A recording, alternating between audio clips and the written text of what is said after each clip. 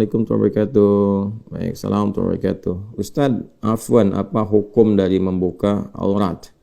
Ya, aurat itu terbuka, lalu harus ditutup. Ya, aurat itu terbuka, aurat itu sesuatu yang terbuka, yang tidak nyaman untuk disaksikan, tidak nyaman untuk dilihat. Karena itu bagian tubuh kita, ada bagian-bagian tertentu yang kalau terbuka nggak nyaman untuk dilihat. Atau bisa melahirkan syahwat tertentu, baik laki-laki atau perempuan. Ya, bukan hanya perempuan, laki-laki demikian. Kalau ada aurat-aurat tertentu atau hal-hal terbuka, aurat itu sesuatu yang terbuka. Makanya ditutup. Ya, tutup aurat itu, maksudnya jangan terbuka, tutup aurat itu. Yang kalau kemudian dia terlihat terbuka, maka ada dua kondisi. Satu, menyebabkan tidak nyaman untuk dilihat. Yang kedua, bisa melahirkan dorongan kepada hawa nafsu, keinginan-keinginan buruk untuk muncul. Ya, dan itu menjadikan setan tertarik untuk memberikan was-was. Ya, baik di laki-laki ataupun di perempuan. Nah, nanti ada batasan-batasan. Ya, apa batasan-batasan untuk laki-laki? Misalnya kan ada batasan-batasan tertentu. Taruhlah misalnya kalau kita perhatikan termasuk dari hadis-hadis Nabi Muhammad SAW yang dihimpun oleh para ulama kita, baik yang kemudian dari batasan perut sampai dengan ke lutut, itu kan, itu yang ditutup, itu kan yang paling standar. Ya, yang paling standar artinya bagian-bagian di luar itu pun kalau kita kemudian memenuhi itu semua dengan bisa menutupnya, tutup. Ya, tapi ada bagian-bagian yang tidak perlu ditutup untuk membedakan dengan perempuan.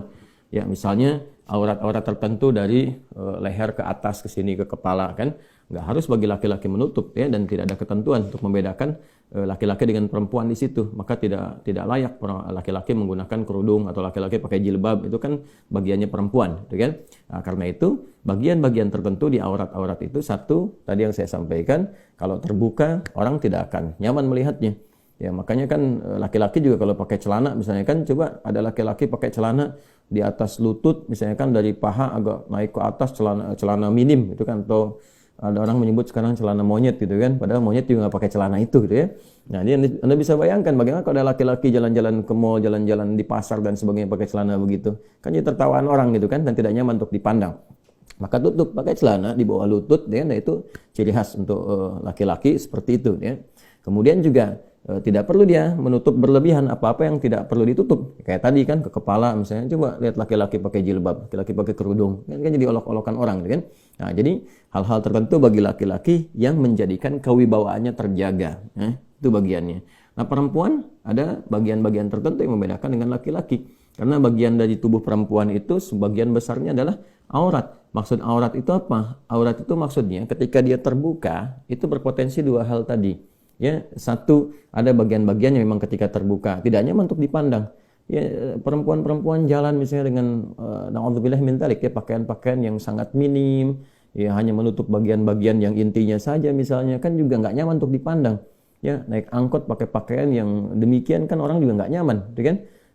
Kemudian juga bagian-bagian tertentu yang memang secara umumnya bisa melahirkan syahwat. Ya, karena itu kemudian dijagalah perempuan tuh untuk menjaga kehormatannya. Jadi saking sayangnya Allah Subhanahu wa taala menurunkan ayat jilbab misalnya, asa yu'rafna fala yu'dain, supaya dia itu dikenali identitasnya sebagai perempuan yang terhormat, terjaga supaya tidak banyak diganggu. Ya, maka ditutup kemudian bagian dari atasnya sampai bagian dari ke bawahnya. Itu justru untuk melindungi perempuan ya. Saking sayangnya Allah, ya saya ingin melindungi hamba-hambaku yang perempuan, dijaga kehormatannya. Ya, supaya dia tidak mudah untuk disentuh, baik sentuhan langsung atau tidak langsung.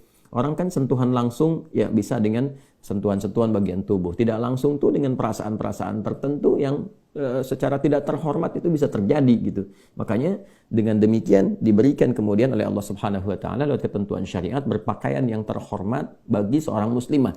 Ya, jadi kalau dalam persepsi manusia pakaian terhormat itu bisa beda-beda. Di tempat A sudah terhormat, tempat B belum tentu terhormat. Ya, itu kan budaya. Tapi dalam Islam Allah memberikan satu gambaran, satu spesifikasi. Ini loh yang ketentuan Allah mengatakan terhormat di hadapan Allah Subhanahu wa taala. Karena Allah Maha tahu bagaimana seseorang itu bisa menghormati orang lain. Ya, dengan pakaian apa seorang perempuan dipandang terhormat oleh perempuan yang lainnya atau juga oleh laki-laki yang berinteraksi dengan dia. Nah, Allah itu sampai tahu kan, Maha tahu keisi hatinya, Maha tahu kefikirannya. Jangan-jangan kita diperlakukan sebagai orang yang terhormat, Anda perempuan dipandang terhormat, dia senyum dan sebagainya, tapi dalam hatinya kan nggak tahu rencana dia apa, melihat Anda seperti apa, Anda berpenampilan bagaimana. Karena itulah datang syariat memberikan kemudian perlindungan kepada perempuan dan menjaga status terhormatnya. Ini yang ditutup, ini yang dijaga, ini yang boleh terbuka. ini ya bagian wajah depan, ini ya yang bagian telapak tangannya misalnya, atau bagian telapak tangan yang baik ke punggung ataupun bagian bawahnya ada ikhtilaf sedikit di sini ya saat berinteraksi dengan orang lain yang bukan mahramnya. Kalau berinteraksi dengan mahramnya, ini batasan-batasannya.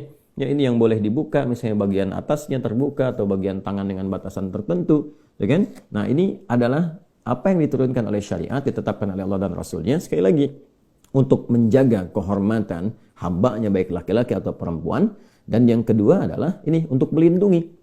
Ya, melindungi dari tindakan-tindakan yang melecehkan. Kan kita tadi sekali lagi tidak tahu. Kita pertama tidak bisa mengidentifikasi dan memastikan pikiran seseorang seperti apa dan keadaan hatinya bagaimana. Ya kan? Kadang-kadang sudah pakai pakaian yang menurut orang terhormat pun sudah cukup menjaga, ternyata kan masih ada niat-niat yang kurang bagus karena ada celah-celah. Ingat, niat itu kan karena ada peluang. Ya, jadi jangan Anda simpulkan, ada orang-orang mengatakan, wah tetap aja kalau kita pakai pakaian syar'i ini pun kalau ada niat jahat tetap dilakukan. Niat jahat itu terjadi karena ada peluang. Jadi berpikirnya yang benar, yang sehat, yang rasional. Niat jahat itu terjadi karena ada peluang. Peluang itu hadir karena ada kondisi-kondisi yang mengakomodir itu. Nah, itu yang ditutup dalam agama. Tutup itu, jangan berikan kesempatannya sehingga diminimalisir itu terjadi. Ya. Nah, itu yang dimaksudkan dalam ketentuan syariat. Jadi nanti akan banyak turun ayat-ayat ya, baik di surah An-Nur misalnya atau nanti di surah Al-Ahzab misalnya ya, bagaimana Allah Subhanahu wa taala memberikan satu ketentuan-ketentuan baik bagi laki-laki ataupun khususnya bagi perempuan yang memang bagian-bagian dirinya itu ya ditampilkan oleh Allah Subhanahu wa taala dengan keadaan yang indah, dengan keadaan yang terhormat untuk tujuan-tujuan dan hikmah-hikmah tertentu. Nah, jadi jangan sampai tertukar. Ini yang kadang-kadang terjadi dalam kehidupan dan kita berlindung pada Allah Subhanahu wa taala supaya tidak terjadi hal yang demikian. Nah, kadang-kadang ditemukan misalnya perempuan-perempuan yang bahkan laki-laki pun tidak melakukan itu. Ya, laki-laki kan saya hampir tidak pernah menemukan ya, ada laki-laki misalnya jalan-jalan di area publik ataukah di pasar-pasar, di mall dan sebagainya pakai pakaian-pakaian minim.